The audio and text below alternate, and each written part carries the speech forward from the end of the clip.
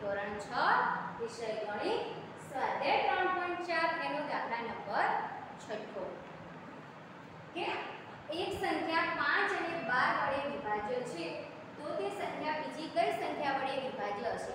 તો સૌથી પહેલા જોઈએ કે આપેલી જે સંખ્યા છે 5 અને 12 વડે શું કરી શકાય છે? એનો નિશેષ ભાગાકાર કરી શકાય છે. તો આપણે લખીએ કે આપેલી સંખ્યાને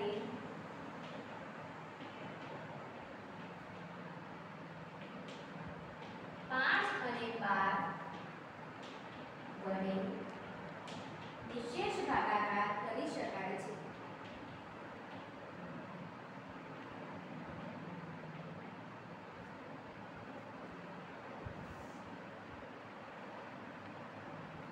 બંને સંખ્યાને શું કરી શકાય છે? નિશેષ ભાગાકાર. તો અહીંયા 5 ગુણ્યા આપણે 12 કરીએ. કઈ સંખ્યા છે એવી? 12 ગુણ્યા 5 તો 60 થશે. તો જે આ સંખ્યા 60 વડે પણ વિભાજ્ય હશે. તો આપણે લખી શકીએ તો કે આ સંખ્યા કઈ સંખ્યા વડે વિભાજ્ય હશે? તો આ સંખ્યા 60 વડે વિભાજ્ય હશે. આ હતો દાખલા સ્વાધ્યાય 3.4 નો દાખલા નંબર 6. જોઈએ હવે આગળ દાખલા નંબર 7 કે એક સંખ્યા 12 વડે વિભાજ્ય છે તો તે સંખ્યા બીજી કઈ સંખ્યા વડે વિભાજ્ય હશે? તો સૌથી પહેલા અહીંયા આપણે શું કરીશું? 12 ના અવયવો કાઢીએ. તો 12 ના અવયવો શું પડશે? કે 12 એકા 12, 6 દુ 12, 4 તરી 12.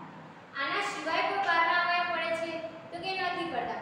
તો આપણે લખી લઈએ 12 ના અવયવ કયા કયા છે?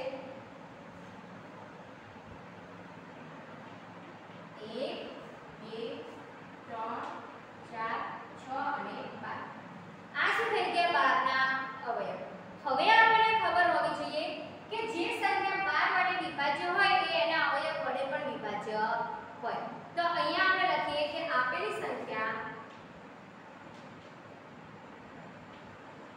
શું થશે? આપેલી સંખ્યા 12 વડે તો વિભાજ્ય છે એની સાથે સાથે આ બધી સંખ્યા 1 2 3 4 6 અને 12 વડે પણ શું થઈ જાય?